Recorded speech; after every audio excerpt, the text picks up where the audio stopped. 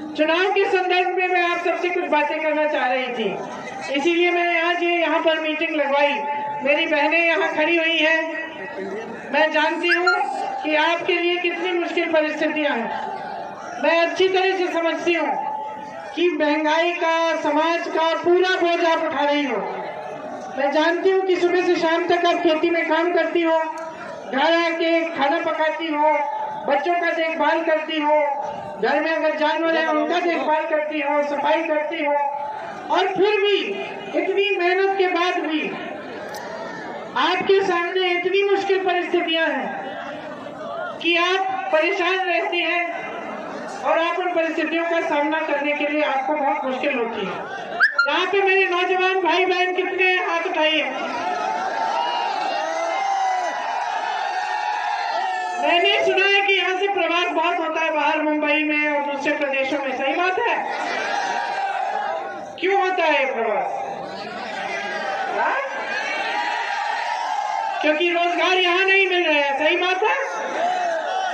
तो रोजगार यहाँ नहीं मिलते, हुनर है, पढ़े लिखे हो, अपने पैरों पे खड़े होने के काबिल हो, लेकिन यहाँ पे तो आपको मौका नहीं दिया जा रहा है, ये सही बात है? और मेरे जो किसान भाई बहन है यहाँ, ये सही है कि छुट्टे जानवर की बहुत बड़ी समस्या है यहाँ? आपको खाद मिल रही है समय पे?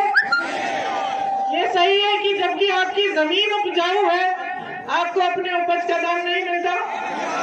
सही है। कितने का मिल रहा है अभी? गेहूं और धान के लिए कितना मिलता है आपको?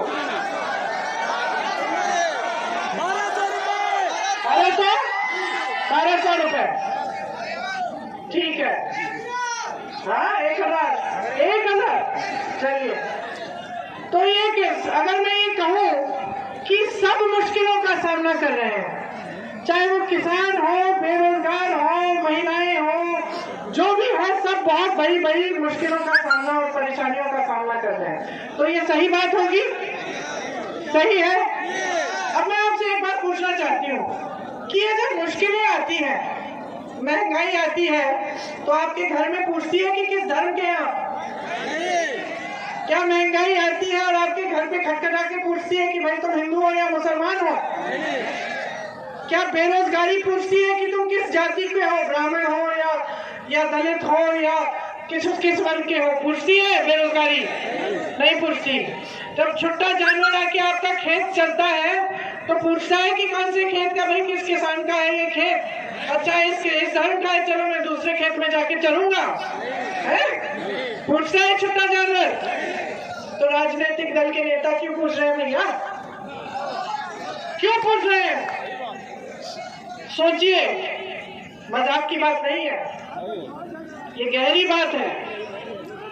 क्योंकि जब विकास करना है तो सबका होगा कि नहीं होगा?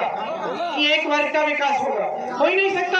सड़क बनाओगे, क्या आप कहोगे कि लो इस धर्म के हो तो ये सड़क मत इस्तेमाल करो, उस धर्म के हो तो ये सड़क तुम्हारे लिए है? नहीं, सड़क बनाओगे तो सबके लिए बनाओगे, पानी की सुविधा होगी तो सबकी होगी, सही बात है? तो विकास, रोजगार होगा तो पूछना नहीं है कि कौन सा क्या है, सबके लिए रोजगार है। हाँ आरक्षण है, लेकिन सबके लिए रोजगार है, सबको मौका मिलेगा, सही बात है कि नहीं?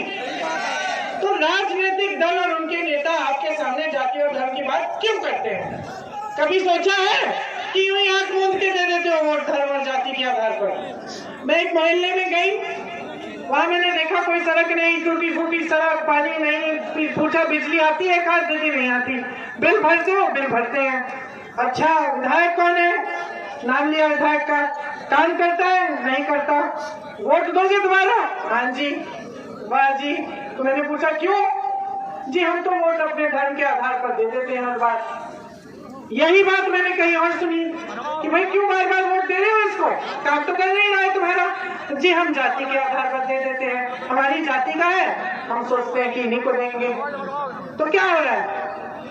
आप आंख मूंद के धर्म के आधार पर, जाति के आधार पर ऐसे राजनीतिक दलों को आगे बढ़ा रहे हो जिनके नेता समझ गए भैया कि आपके लिए काम करने की जरूरत ही नहीं है। वो समझ गए हैं कुछ मत करो, 5 साल आराम करो, राज करो, सत्ता में बैठो, सब खुशियां तुम्हारी रहे, तुम ही फूलो 5 साल बाद मंच पे पहुंच जाना, कोई बड़ी बड़ी घोषणाएं कर देना, साथ साथ कह देना कि भैया धर्म के, हम आपके धर्म की सुरक्षा करेंगे, हम आपकी जाति की सुरक्षा करेंगे, वोट मिल जाएगा। तो काम क्यों करेंगे ये नेता? और आदत किसने डाली है? जनता डाली है। अच्छी आदत है कि बुरी है?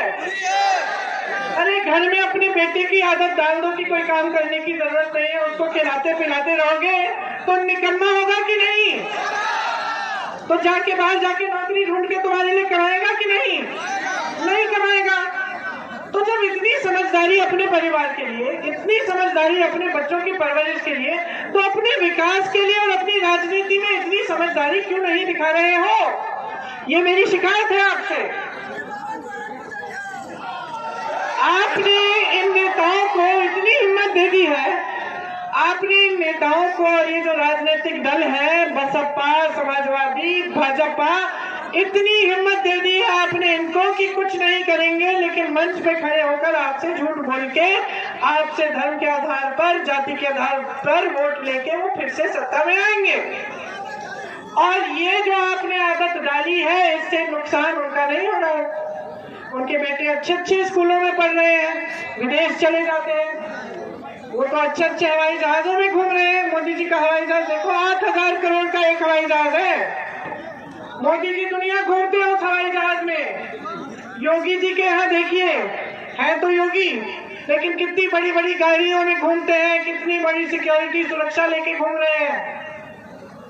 और जब आपकी समस्याएं आती है, जब किसान आंदोलन करता है, जब महिलाओं पर अत्याचार होता है, तो सब दुबक के अपने घर में बैठ जाते हैं। कोई नहीं आता आपकी सुनवाई करने।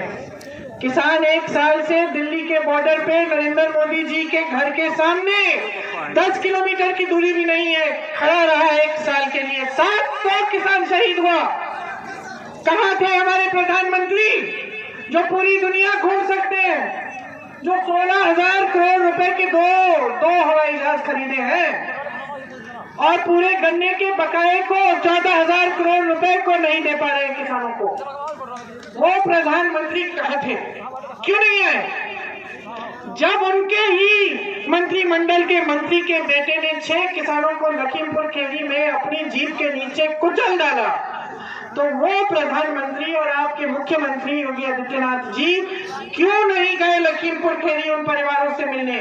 क्यों कार्रवाई नहीं की उन्होंने उस लड़के पे? बल्कि उसके कुछ ही दिन बाद एक बड़ी सी उन्होंने मीटिंग की लखनऊ में, जहां पे उसी का बाप उनके साथ मंच पे खड़ा रहा। इस्तीफा भी नहीं मांगा उस मंत्री का। कैसे नेता है ये? कौन से धर्म की बात कर रहे हैं? कौन से धर्म की बात कर रहे हैं? छुट्टा जानवर आपके खेत खाए जा रहा है, आपके सामने खड़े होके कहते हैं हमें तो मालूम ही नहीं था। मोदी जी अंतर्यामी, सर्वज्ञानी, हाँ सर्वज्ञानी, कहते हैं ना मोदी जी को सब कुछ पता चल जाता है। मोदी जी को नहीं पता था कि अपने देश के सबसे बड़े प्रदेश में एक एक किसान मर रहा है परेशानी से क्योंकि छोटा जानवर उसके खेत खा रहा है। मोदी जी को पता चल जाता है जब रूस के प्रधानमंत्री को कुछ बीमारी होती है, अमेरिका में डोनाल्ड ट्रंप को खांसी आती है, मोदी जी फट से उनको चिट्ठी लिख लेते हैं, फोन कर लेते हैं। और मोदी जी जिनकी केंद्र में सरकार है, जिनकी लखनऊ में प्रदेश में सरकार है, जिनके मुख्यमंत्री जी बैठे हैं, उनको ये नहीं मालूम था। अभी चुनाव आया तो संज्ञान में आया, और चुनाव आया तो संज्ञान में भी आ गया, और आपने इसका समाधान भी निकालने की घोषणा कर दी। 5 सालों से कहे थे भैया, 5 सालों से जब उत्तर प्रदेश में नौजवान अपनी रोजी रोटी नहीं कमा पा रहा है, जब महिलाओं पर अत्याचार हो रहे हैं, जब किसान अपनी रोजी रोटी नहीं कमा पा रहा है, तो आप दिखते नहीं हो। 5 साल बाद जब दुनिया का भ्रमण कर लिया, हर जगह फोटो खिंचा ली, हर प्रधानमंत्री के साथ, हर राष्ट्रपति के साथ, फिर आप पधारते हैं यूपी में चुनाव के समय। आपने 70 लाख नौकरियां देने का वादा किया था, अब आप मंच पे खुद कह रहे हैं कि 4 लाख नौकरी दिलवाई है, तो बाकी कहां गई? आपकी सरकार ने, भाजपा की सरकार ने 12 लाख सरकारी पद खाली रखे हुए 5 सालों से। क्या 5 सालों से उनको बेरोजगार नौजवान नहीं दिखे? यूपी में भी कितने बेरोजगार ये देखो, इस सभा में होंगे 6,000 7,000 बेरोजगार नौजवान, तो आपको नहीं दिख रहे थे? आपने पद क्यों नहीं भरे? क्यों नहीं भरे? क्योंकि आदत डाल दी है जनता ने, आदत डाल दी है भाई और बहनों, आपने बहुत बड़ा बना दिया है आपने इनको, हद से ज्यादा। और इस राजनीति से सबसे बड़ा नुकसान आपको हो रहा है, आपके प्रदेश को हो रहा है। आपके प्रदेश में, उत्तर प्रदेश में, ये हमारे प्रदेश में इतना हुनर है कि यहाँ से बंबई, कलकत्ता, दिल्ली में लोग जा रहे हैं, काम कर रहे हैं, अपना हुनर दिखा रहे हैं, कमा रहे हैं। हमारे प्रदेश में, उत्तर प्रदेश में जो खेती है, जो जमीन है, इतनी उपजाऊ है कि यहाँ का किसान बहुत तरक्की कर सकता था, लेकिन आज उसको ना अपने उपज का दाम दे रहे हैं सरकार, ना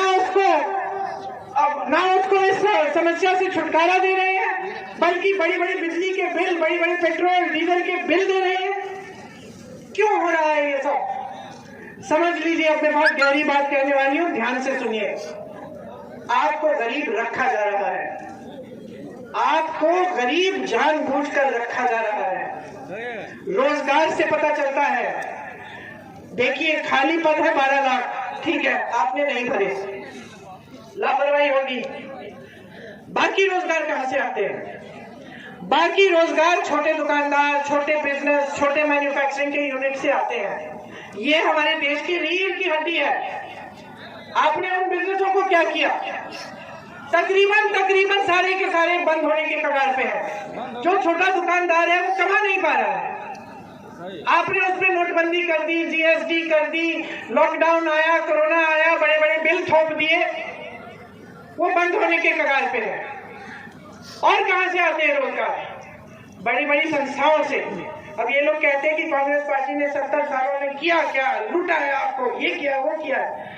अच्छा, तो ये जो बड़ी बड़ी संस्थाएं थी, BHEL, HAL, NTPC, रेलवे, ये सारी बड़ी बड़ी जो सरकारी संस्थाएं थी, जो पब्लिक यूनिट कहते हैं इसको, पब्लिक यूनिट क्यों? पब्लिक की संस्थाएं जो पब्लिक को रोजगार देती है, इनका क्या किया है इन्होंने? सब अपने बड़े बड़े उद्योगपति दोस्तों को बेच डाला। अरे रेलवे को बेच डालने की योजना बन रही है। तो जहां से रोजगार आना था 3 जगह से, सरकारी पद खाली, भरे नहीं, संस्थाएं, पब्लिक सेक्टर यूनिट बेच डाले, छोटे दुकानदार, छोटे मैन्युफैक्चरिंग के यूनिट, छोटे व्यापारी बंद होने के कगार पे। और आपकी हिम्मत क्या? आप कह रहे हो कि हम रोजगार दिलवाएंगे? आपकी नीति ने तो सबको बर्बाद कर दिया। आपकी नीतियां तो सिर्फ अमीरों के लिए, अपने बड़े बड़े उद्योगपति मित्रों के लिए बन रही है। ये किसान कानून क्या थे? ये किसान कानून, किसान की मेहनत, किसान की का खून पसीना और कमाई कौन? उनके बड़े बड़े उद्योगपति। यही तो थे किसान के कानून। अच्छा, आपने आंदोलन किया, साल भर से तो ये निकले नहीं, चुनाव आने लगा, घबरा गए, कहा कि ये तो किसान तो अडिग है, हिल नहीं रहा है, कुछ तो करना पड़ेगा। माफी मांगी, रोए धोए, कानून वापस ले लिए। ये आपको राशन का बोरा देते हैं, बहने देते हैं कि नहीं? आपको तो मिल ही नहीं रहा, कह रही हैं। लेकिन कुछ लोगों के घर राशन के बोरे भेजते हैं और कहते हैं कि खाता खोलिए, पैसे भेज देंगे। ठीक है, मैं इनसे पूछ रही हूँ, प्रधानमंत्री श्री नरेंद्र मोदी जी, मुख्यमंत्री श्री योगी आदित्यनाथ जी, आप जब अगली बार आएंगे, उत्तर प्रदेश की जनता के सामने मंच पे खड़े होंगे, आप वचन दीजिए जनता को कि 10 मार्च के बाद ये राशन के बोरे आते रहेंगे। वचन दीजिए कि जो दाम है गैस सिलेंडर के, पेट्रोल डीजल के, ये 10 मार्च के बाद और भी नहीं बढ़ेंगे। वचन दीजिए। हिम्मत नहीं होगी वचन देने की, नहीं कर सकते, क्योंकि पूरे देश में ये जो राशन का बोरा है ये बंद कर चुके हैं। ये चुनाव की प्रक्रिया थी। और समझ लीजिए आप कि साजिश क्या है। ये जो दल है ना, जो धर्म और जाति का इस्तेमाल करते हैं सत्ता में रहने के लिए, इनकी साजिश है। जनता गरीब रहे, नौजवान की जो ऊर्जा है, जो काम करने की हिम्मत है, उसको ऐसे ही रखें उसको रोजगार नहीं दें, ताकि उसी ऊर्जा का इस्तेमाल, उसी गुस्से का इस्तेमाल धर्म और जाति की राजनीति के लिए हो पाए। समझे आप? आपको गरीब रखने से फायदा उठा रहे हैं। ये नहीं चाहते कि आप सशक्त बनो। आप शिक्षित होगे, सशक्त बनोगे, अपने पैरों पे खड़े होगे, आत्मनिर्भर होगे, तो कौन सी धर्म और राजनीति की, जाति की राजनीति चलेगी इस प्रदेश में? मैं पूछना चाहती हूँ, कैसे चलेगी? आप पूछोगे विकास के लिए क्या किया? सड़क बनाई, पानी दिलवाया, सेहत की सुविधाएं बनवाई, शिक्षा के संस्थान बनाए? नहीं बनाए तो रास्ता नापो। समझे आप? आपको गरीब और निर्भर रखने की योजना है। ये जो एक बोरा राशन देते हैं ना आपको, और प्रधानमंत्री खुद कहते हैं कि एक माता ने बोला कि हमने इनका नमक खाया है क्योंकि इन्होंने राशन का बोरा दिया हमने। अच्छा, ये लोकतंत्र है, इसमें पब्लिक किसी नेता का नमक नहीं खाती। ये लोकतंत्र है।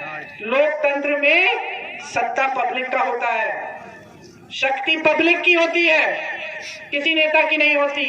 नेता को आपसे मिलती है उधार में, वापिस ले लो अगर नेता काम नहीं करता। समझ लो कि आपको क्या किया जा रहा है। आपको गरीब रखा जा रहा है ताकि उस राशन के बोरे पे आप निर्भर रहें, ताकि वो 200-400 रुपए जो आपके खाते में आ रहे हैं। क्या 10 साल पहले, 15 साल पहले ये परिस्थितियां थी?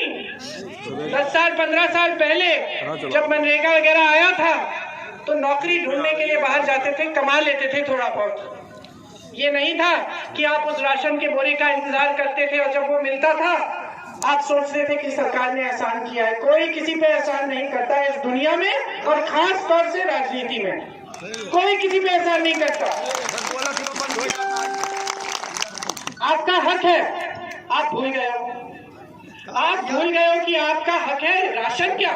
आपको नौकरी मिलनी चाहिए, शिक्षा मिलनी चाहिए, सड़कें मिलनी चाहिए, विकास मिलना चाहिए, किसानों को राहत मिलनी चाहिए, ऐसी योजनाएं बननी चाहिए जिससे आपकी समस्याओं का समाधान हो।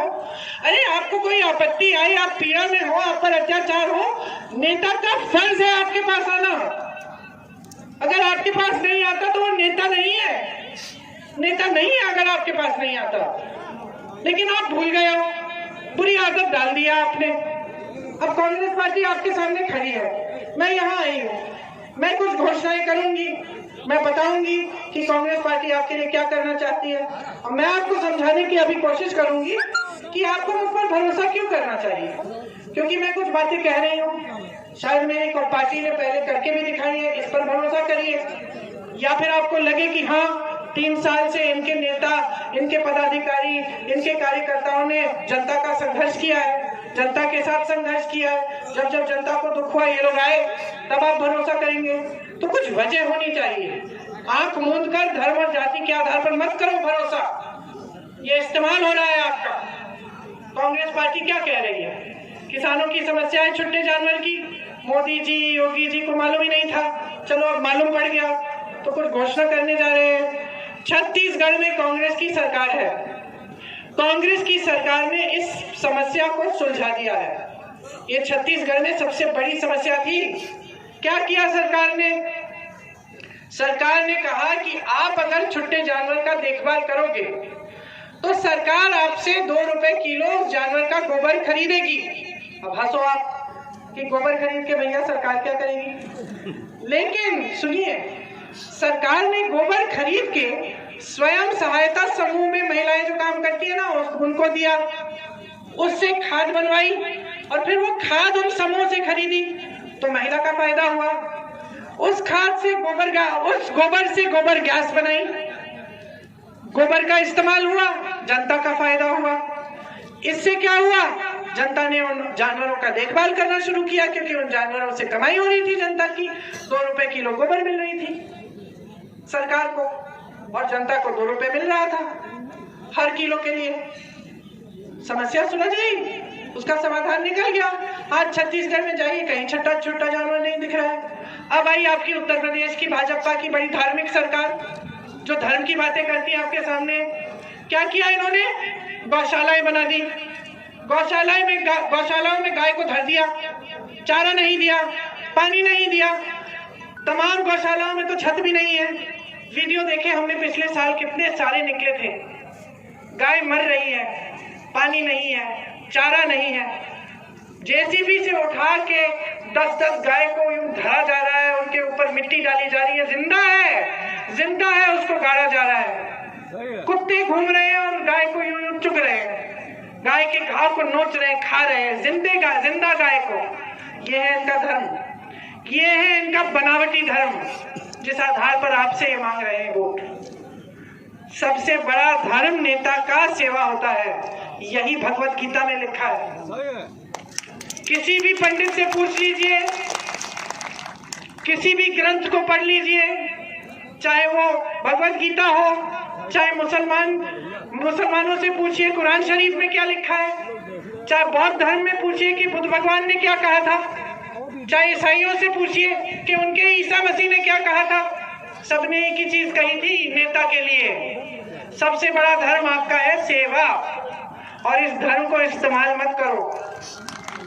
सब धर्मों में लिखा है कि धर्म का दुरुपयोग नहीं करना चाहिए। ये धर्म का दुरुपयोग करके आपके सामने धर्म के आधार पर वोट मांग रहे हैं। समझ लीजिए, आपको गरीब रखने की साजिश है। आपका विकास कभी इस तरह की राजनीति से नहीं होगा, सिर्फ और सिर्फ इनके नेता विकास करते रहेंगे। कांग्रेस पार्टी कह रही है कि किसानों के जितने भी कर्ज थे पूरे माफ किए जाएंगे अगर हमारी सरकार आए। हमारी सरकार ने 72,000 करोड़ कर्ज माफ किए थे पहले, आपको याद होगा। हम समझ रहे हैं कि कितनी परेशानियां हैं आपकी, इसलिए हम कह रहे हैं फिर से करेंगे। हम कह रहे हैं कि ये जो बिजली के बड़े बड़े बिल होते हैं ना, इनको हम आधा करेंगे। हम कह रहे हैं कि जो दुकानदार, जो छोटे व्यापारी कोरोना के समय बिजली के बिल भर रहे थे, बकाया है उनका, उस बकाये को हम साफ कर रहे हैं। हम कह रहे हैं मेरे नौजवान साथियों कि अगर आप में से कोई अपना बिजनेस शुरू करना चाहे, 5 लाख रुपए सरकार आपको 1% ब्याज पे देगी। इन्होंने खाली रखे हैं ना पद, हम कह रहे हैं कि सबसे पहले हम इन पदों को इनको भरेंगे, और इसके अलावा हम 8 लाख नए रोजगार बनाएंगे। जहां जहां हुनर है उत्तर प्रदेश में, वहां उस हुनर के लिए पूरी सुविधा देंगे। खास तौर से नौजवानों के लिए, आप अपने बिजनेस खड़ा करना चाहते हैं, आप कारोबार खोलना चाहते हैं, आपको पूरी मदद मिलेगी सरकार की। हम बहनों के लिए कह रहे हैं, आपको एक गैस सिलेंडर देके खुश है ना ये लोग, सोचते हैं कि एक दे दिया बस वोट मिल गया, बात खत्म, कोई जिम्मेदारी नहीं है अपनी बहनों के प्रति। हम कह रहे हैं कि 40% महिलाओं को हमने टिकट दिया है कि बहनों आधी आबादी हो, तुम आधी आबादी हो, लेकिन तुम्हें राजनीति में कोई भागीदारी नहीं दे रहा है, तुम्हें आगे बढ़ने का काम तुम्हारा कोई नहीं कर रहा है। हमने कहा खड़ी हो जाओ, चुनाव लड़ो, सत्ता अपने हाथों में लो। ऐसी बहनें लड़ रही हैं आज चुनाव कांग्रेस पार्टी की तरफ से, जिन पर भयंकर अत्याचार हुए, जिनकी बेटियों का बलात्कार किया गया है, जिनकी बेटियों को मार डाला गया है। ऐसी महिलाएं खड़ी हैं आज। एक आशा बहू की महिला खड़ी है जिसको पुलिस ने घसीट के बस के अंदर पुरुष पुलिस कर्मियों ने ऊपर चढ़कर गला दबाकर पीटा। क्यों? क्योंकि वो अपने मानदेय के लिए मुख्यमंत्री जी से बात करना चाह रही थी कि मानदेय बढ़ाना चाहिए। कांग्रेस पार्टी कह रही है कि आशा बहुओं के लिए, आंगनबाड़ियों के लिए 10,000 रुपए मानदेय बढ़ाएंगे हम। हमने उस महिला को चुनाव लड़वाया, मुझे कितना गर्व हुआ बहनों उसको देख के। जब मेरे पास पहले आई थी, उसके बड़े बड़े घाव थे, रो रही थी, टूटी हुई थी कि उसने सिर्फ अपना हक मांगा और उसको इतनी बेरहमी से पीटा गया। 2 दिन पहले मैं उसकी मीटिंग में गई, अच्छी साड़ी पहन के अपने यूं बांध के यूं घर से खड़ी थी, भाषण दे रही थी, कह रही थी कि दीदी जिंदगी भर में जनता के लिए काम करूंगी, अपनी बहनों के लिए काम करूंगी। आपके लिए जब आप ब्लॉक स्तर के अस्पताल में जाती हैं तो आपको पुरुष डॉक्टर मिलता है कि नहीं? आपकी सेहत की कोई निजी समस्या है, आप बात कर सकते हैं उनसे? नहीं कर सकते। कांग्रेस पार्टी कह रही है कि हर ब्लॉक स्तर के अस्पताल में हम पूरी कोशिश करेंगे कि एक महिला डॉक्टर हो, एक महिला नर्स हो आपकी समस्याओं के लिए। आप पर अत्याचार हो तो अगर कोई पुलिसकर्मी अपराधियों के खिलाफ FIR डालने से मना करे या उसमें बाधा डाले, 10 दिन के अंदर वो FIR दर्ज नहीं हुआ तो हम एक ऐसा कानून लाएंगे जिससे के जरिए वो सस्पेंड हो सकता है। ये लोग एक गैस सिलेंडर दे रहे हैं ना, हम कह रहे हैं 3 ले लो। हम कह रहे हैं छात्राओं को मुफ्त मोबाइल फोन देंगे ताकि ऑनलाइन पढ़ाई कर सके, आगे बढ़ सके। हम कह रहे हैं इंटर की छात्राओं को हम स्कूटी देंगे ताकि और भी आगे बढ़ पाए। लेकिन हम साथ साथ कह रहे हैं कि आपको सशक्त करने की जिम्मेदारी हमारी है। हम चाहते हैं कि महिलाएं भी अपने पैरों पे खड़े हों, महिलाएं भी कमाएं, महिलाएं भी घर में भागीदार हों कमाई में। इसीलिए 40% सरकारी रोजगार हम महिलाओं को दिलवाएंगे। मेरी यहाँ पुलिसकर्मी बहनें खड़ी हैं, 25% भर्ती पुलिस में हम महिलाओं की कराएंगे ताकि हर पुलिस स्टेशन पे आपको महिलाएं मिले। और मैं जानती हूँ आपकी भी समस्या है कि जहाँ आप रहते हो वहाँ आपकी पोस्टिंग नहीं होती, दूर दूर होती है। इसलिए हम कह रहे हैं कि आपकी पोस्टिंग जहाँ आप रहते हो उसी जिले में की जाएगी। मुझे हिरासत में लिया था तो 2 बहनें थी पुलिस वाली, और मैंने पूछा 4 बजे है सुबह, लखीमपुर केरी का वो हादसा हुआ था, वहां जा रही थी मैं उनके किसान के परिवारों से मिलने। 4 बजे सुबह थी, महिला पुलिसकर्मी मेरे साथ जीप में बैठी थी। और जब मैंने पूछा कि आप रहते कहाँ हो, इतनी दूर रह रही थी, 4 बजे सुबह सड़क पे खड़ी हुई थी मुझे हिरासत में लेने के लिए। मैं सोच रही थी कि किन परिस्थितियों में ये बेचारी काम कर रही है, कौन इनकी सुनवाई कर रहा है। उसी तरह से चाहे नौजवान की, चाहे महिलाओं की, चाहे किसान की, चाहे किसी की भी, आज इस प्रदेश में, देश में किसी गरीब की, किसी मिडिल क्लास के इंसान की सुनवाई नहीं है। इन परिस्थितियों को हमें बदलना है और इन परिस्थितियों को बदलने के लिए आप सबको बहुत जागरूक होना पड़ेगा।